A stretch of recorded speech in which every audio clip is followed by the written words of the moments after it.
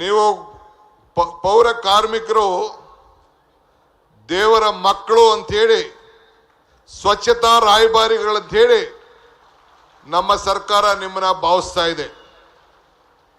ನೀವು ನಮ್ಮ ಸರ್ಕಾರದ ಸಮಾಜದ ಆರೋಗ್ಯವನ್ನ ಕಾಪಾಡ್ತಿರುವಂತ ವೈದ್ಯರು ಇಂದು ಬೆಂಗಳೂರು ನಗರವನ್ನ ಸುಂದರವಾಗಿ ಇಟ್ಟು ಅದಕ್ಕೆ ವಿಶ್ವಮಾನ್ಯತೆಯನ್ನ ಬಂದಿದ್ದರೆ ಅದು ನೀವು ಮಾಡಿದಂತ ಸೇವೆ. ನಮ್ಮ ಪೌರ ಕಾರ್ಮಿಕರು ಪುರವನ್ನ ಹಿತವನ್ನ ಕಾಪಾಡಿದಂಥವರು ನೀವೆಲ್ಲರೂ ಕೂಡ.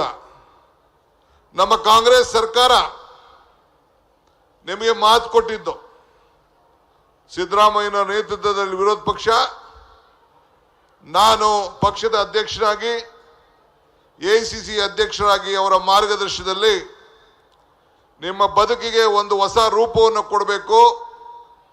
ನೀವು ಕೂಡ ಸರ್ಕಾರದ ನೌಕರರಾಗಬೇಕು ಅಂತೇಳಿ ಸಂಕಲ್ಪವನ್ನು ಮಾಡಿ ಮಾತು ಕೊಟ್ಟಿದ್ದು.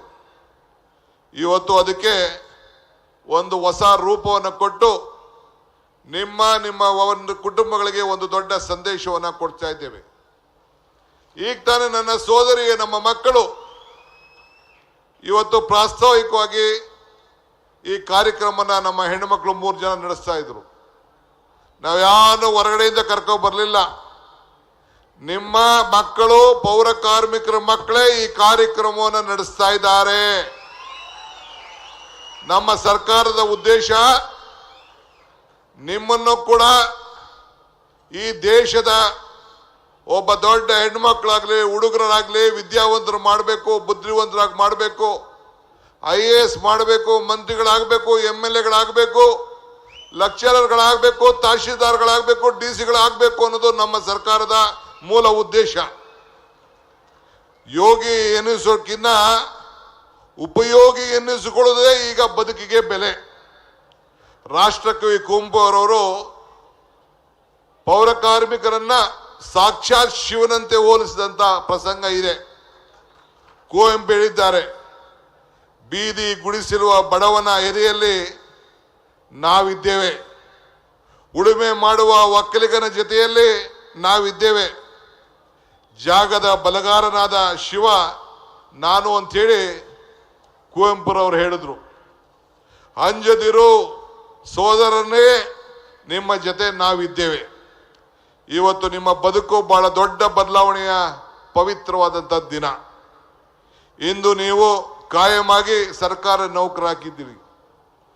ನಾನು ಇವತ್ತು ನಮ್ಮ ರಾಷ್ಟ್ರೀಯ ನಾಯಕರಾದಂಥ AICC ಅಧ್ಯಕ್ಷರಾದಂಥ ಗುಲ್ಬರ್ಗಾದಲ್ಲಿ ಒಂದು ಸಣ್ಣ ಮುನ್ಸಿಪಲ್ ಅಧ್ಯಕ್ಷರಾಗಿ ಅಲ್ಲಿ ರಾಜಕಾರಣವನ್ನು ಪ್ರಾರಂಭವನ್ನು ಮಾಡಿ ಒಬ್ಬ ಬಡವ ಕುಟುಂಬದಲ್ಲಿ ಇಟ್ಟು ಇವತ್ತು ಮಹಾತ್ಮ ಗಾಂಧೀಜಿಯವರು, ಇಂದಿರಾ ಗಾಂಧಿಯವರು, ರಾಹುಲ್ ಗಾಂಧಿಯವರು, ರಾಜೀವ್ ಗಾಂಧಿಯವರು ಎಲ್ಲರೂ ಕೂಡ ಅಧಿಕಾರದಲ್ಲಿ ಯಾರು ಇದ್ರು ಆ ಜಾಗದಲ್ಲಿ ಇವತ್ತು ಸೋನಿಯಾ ಗಾಂಧಿ ಅವರು ಇದ್ದಂಥ ಜಾಗದಲ್ಲಿ ನಮ್ಮ ರಾಜ್ಯದವರಾದಂಥ ಮಲ್ಲಿಕಾರ್ಜುನ್ ಖರ್ಗೆ ಅವರು ಅಲಂಕರಿಸಿದ್ದಾರೆ. ಅದಕ್ಕಿನ್ನ ಜೊತೆಯಲ್ಲಿ ಅವರು ಕಾರ್ಮಿಕರ ಸಚಿವರಾಗಿ ಮಾಡಿದಂಥ ಕೆಲಸಗಳು ಈ ದೇಶದ ಇತಿಹಾಸ ಪುಟದಲ್ಲಿ ಸೇರಿದೆ. ಅವರು ಕಾರ್ಮಿಕ ಮಂತ್ರಿ ಆಗಿದ್ದಾಗ ಬಹುಶಃ ನಮ್ಮ ಏನು ವಿಧಾನಸೌಧ ಇದೆಯಲ್ಲ ಆದ್ರೆ 2ರಷ್ಟು ಈ ಕಾರ್ಮಿಕ ಇಲಾಖೆಯಿಂದ ಬಹಳ ದೊಡ್ಡ ಆಸ್ಪತ್ರೆಗಳನ್ನ ಕಟ್ಟಿ ಇವತ್ತು ಬೆಂಗಳೂರು ನಗರದಲ್ಲಿ ESI ಹಾಸ್ಪಿಟಲ್ಗಳೆಲ್ಲ ಕೂಡ ಇಡೀ ದೇಶದ ಉದ್ದಗಲೂ ಕೂಡ ಮೆಡಿಕಲ್ ಕಾಲೇಜನ್ನು ಮಾಡಿ ಆ ಕಾರ್ಮಿಕರ ಮಕ್ಕಳಿಗೆ ವಿದ್ಯಾಭ್ಯಾಸವನ್ನು ಕೊಡುವಂತ ಒಂದು ದಿಟ್ಟವಾದಂಥ ತೀರ್ಮಾನವನ್ನ ಮಲ್ಲಿಕಾರ್ಜುನ್ ಖರ್ಗೆ ಅವರು ಮಾಡಿ ಈ ಒಂದು ಐತಿಹಾಸಿಕ ಪುಟಕ್ಕೆ ಸೇರಿದ್ರು. ಅದಕ್ಕೆ ಇವತ್ತು ಅವ್ರ ಕೈಲೇ ಈ ಜ್ಯೋತಿಯನ್ನು ಬೆಳಗಿಸಬೇಕು. ನಿಮ್ಮ ಕುಟುಂಬದ ಜ್ಯೋತಿ ಅಲ್ಲ, ಇಡೀ ದೇಶಕ್ಕೆ ಒಂದು ದೊಡ್ಡ ಸಂದೇಶವನ್ನು ಕಟ್ಟಿಸಬೇಕು ಅಂತೇಳಿ ನಾನು ಮುಖ್ಯಮಂತ್ರಿಗಳು ಇಬ್ಬರು ಕೂಡ ಮಾತಾಡಿ ಮಲ್ಲಿಕಾರ್ಜುನ್ ಖರ್ಗೆ ಅವ್ರನ್ನ ಇವತ್ತು ನಾವು ಆಹ್ವಾನಿಸಿದ್ದೇವೆ. ಈಗ ಸುಮಾರು 600 ಕೋಟಿ ರೂಪಾಯಿಯಷ್ಟು ಹಣ ಇವತ್ತು ನಾವು ನಿಮಗೆ ಬಜೆಟ್ನಲ್ಲಿ, ಕಾರ್ಪೊರೇಷನ್ ಬಜೆಟ್ನಲ್ಲಿ ಮೀಸಲಾಗಿಟ್ಟಿದ್ದೇವೆ. ನಿಮ್ಮ ಯಾರಿಗೂ ಕೂಡ ₹1 ಲಂಚ ಕೊಡದೆ ನಿಮ್ಗೆ ಕಾಯಂ ಮಾಡುವಂತ ಕೆಲಸವನ್ನ ಇವತ್ತು ನಮ್ಮ ಸರ್ಕಾರ ಇವತ್ತು ಮಾಡಿಕೊಂಡು ಬಂದಿದೆ. ಇನ್ನ ಕೆಲವರಿಗೆ ಸಿಂಧುತ್ವ ವಿಚಾರದಲ್ಲಿ ಸ್ವಲ್ಪ ಗೊಂದಲ ಇದೆ. ನಾನು ಹೇಳ್ತಾ ಇದ್ದೇನೆ, ಇವತ್ತು ಪ್ರತ್ಯೇಕವಾದಂತ ಒಂದು ಸಪರೇಟ್ ಆಗಿ ಕಾರ್ಪೊರೇಷನ್ ನಲ್ಲಿ ನಿಮ್ಗೆಲ್ಲ ಕೂಡ ಬೂತ್ಗಳನ್ನು ಮಾಡಿ ನಿಮ್ಮ ದಾಖಲೆಗಳನ್ನ ಪರಿಶೀಲನೆ ಮಾಡಿಸಿ ನಿಮ್ಮೆಲ್ಲರೂ ಕೂಡ ನ್ಯಾಯವನ್ನು ಒದಗಿಸಿಕೊಳ್ಳುವಂತ ಕೆಲಸ ಉಳ್ಕೊಂಡವ್ರಿಗೆ ಮಾಡುವಂತ ಕೆಲಸವನ್ನ ಈ ಡಿ.ಕೆ. ಶಿವಕುಮಾರ್ ನಿಮ್ಮ ಸರ್ಕಾರ ಮಾಡ್ತದೆ ಅನ್ನೋ ಮಾತನ್ನ ಈ ಸಂದರ್ಭದಲ್ಲಿ ಹೇಳಲಿಕ್ಕೆ ನಾನು ಬಯಸ್ತಾ ಇದ್ದೇನೆ. ಇದ್ದಾಗ ರೊಟ್ಟಿ ಕೊಟ್ರೆ ಸತ್ತಾಗ ಸ್ವರ್ಗ ಸಿಗ್ತದೆ ಎಂದು ಅನೇಕರು ಹಿರಿಯರು ಮಾತಾಡಿದ್ದಾರೆ.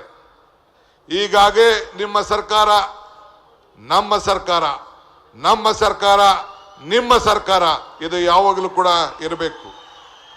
ವೇದಿಕೆ ಮೇಲೆ ನಮ್ಮ ರಾಮಲಿಂಗಾರೆಡ್ಡಿ ಅವರು, ಸುರೇಶ್ ಅವರು, ಕೃಷ್ಣ ಬೈರೇಗೌಡರು, ರಿಜ್ವಾನ್ ಅವರು, ನಮ್ಮ ಸುರೇಶ್ ಅವರು, ಶಿವಣ್ಣವರೆಲ್ಲ ಇದ್ದಾರೆ, ನಿಮ್ಮ ಶಾಸಕರು. ಅವರೆಲ್ಲ ಕೂಡ ಯಾವಾಗಲೂ ಕೂಡ ನಿಮಗೆ ಯಾವಾಗ ಸಹಾಯ ಮಾಡ್ತೀರಿ, ಯಾವಾಗ ಕಾಯಂ ಮಾಡ್ತೀರಿ, ಅವ್ರಿಗೆಲ್ಲ ನಾವು ಕೂಡ ನಮ್ಮ ಕ್ಷೇತ್ರಗಳಿಗೆ ಕರೆಸಿ ಪ್ರತ್ಯೇಕವಾದಂಥ ಗೌರವನ ಸಲ್ಲಿಸಬೇಕು ಅಂತೇಳಿ ಅವರು ನನ್ನ ಮೇಲೆ ಒತ್ತಡವನ್ನು ಕೂಡ ಇವತ್ತು ಮಾಡ್ಕೊಂಡು ಬಂದಿದ್ದಾರೆ. ಸೊ ಇವತ್ತು ಕೃಷ್ಣ ಬೈರೇಗೌಡರು ಬಂದಿದ್ದಾರೆ, ಅವ್ರಿಗೂ ನಿಮ್ಮೆಲ್ಲರ ಪರವಾಗಿ ನಾನು ಸ್ವಾಗತವನ್ನು ನಾನು ಮಾಡಿಸ್ತಾ ಇದ್ದೇನೆ. ಸೊ ನಮ್ಮ ಪ್ರಣಾಳಿಕೆಯಲ್ಲಿ ನಮ್ಮ ಕನಸಲ್ಲ ಇಲ್ಲ, ಇದು ನಮ್ಮ ಸಂಕಲ್ಪ ಮತ್ತು ನಮ್ಮ ಬದ್ಧತೆ. ನಿಮ್ಮ ಕಷ್ಟ, ಹಸಿವು, ನೋವು ಎಲ್ಲರೂ ಕೂಡ ದೂರ ಮಾಡಬೇಕು ಅಂತೇಳಿ ಇವತ್ತು ಇಂಥ ತೀರ್ಮಾನವನ್ನು ಮಾಡಿದ್ದೇವೆ. ವಿವೇಕಾನಂದರು ಒಂದು ಕಡೆ ಹೇಳಿದ್ದಾರೆ, ಸಮಾಜ ಎನ್ನುವ ಚಕ್ರದಲ್ಲಿ ಕೆಳಗಿರೋರು ಮೇಲಕ್ಕೆ ಹೋಗ್ತಾರೆ, ಮೇಲಿರೋರು ಕೆಳಗೆ ಬರ್ತಾರೆ ಅಂತೇಳಿ. ಹಂಗೆ ನೀವು ಕೂಡ ಸಮಾನತೆಗೆ ಇವತ್ತು ಅತಿ ಹೆಚ್ಚು ಶಕ್ತಿಯನ್ನ ತುಂಬಿದ್ದೀರಿ. ನಾನು ನಮ್ಮ ಹಿರಿಯ ನಾಯಕರಾದಂಥ ಬಸವಲಿಂಗಪ್ಪನವ್ರನ್ನ ಮತ್ತು IPD ಸಾಲಪ್ಪನವ್ರನ್ನ ಇವತ್ತು ನಾನು ಸ್ಮರಿಸ್ಕೊಳ್ಳೇಬೇಕಾಗಿದೆ. ಅವರು ಕೂಡ, ಅವರ ಜೊತೆಯಲ್ಲಿ ನಾನು ರಾಜಕೀಯವಾಗಿ ಕೆಲಸ ಮಾಡಿದ್ದೇನೆ. ನಿಮ್ಮ ಪರವಾಗಿ ಹೋರಾಟವನ್ನು ಮಾಡಿಕೊಂಡು ನಿಮ್ಮ ಬದುಕಿಗೆ ಅನೇಕ ಮಾರ್ಗದರ್ಶನ ಕೊಟ್ಟವರು. ಇವತ್ತು IPDP ಸಾಲಪ್ಪನವರ ವರದಿ ಇದೆ. ಆ ವರದಿಯನ್ನು ಅನುಷ್ಠಾನಕ್ಕೆ ತರಲಿಕ್ಕೆ ಹಂತವಾಗಿ ಪ್ರಯತ್ನವನ್ನು ನಾವು ಮಾಡ್ತಾ ಇದ್ದೇವೆ.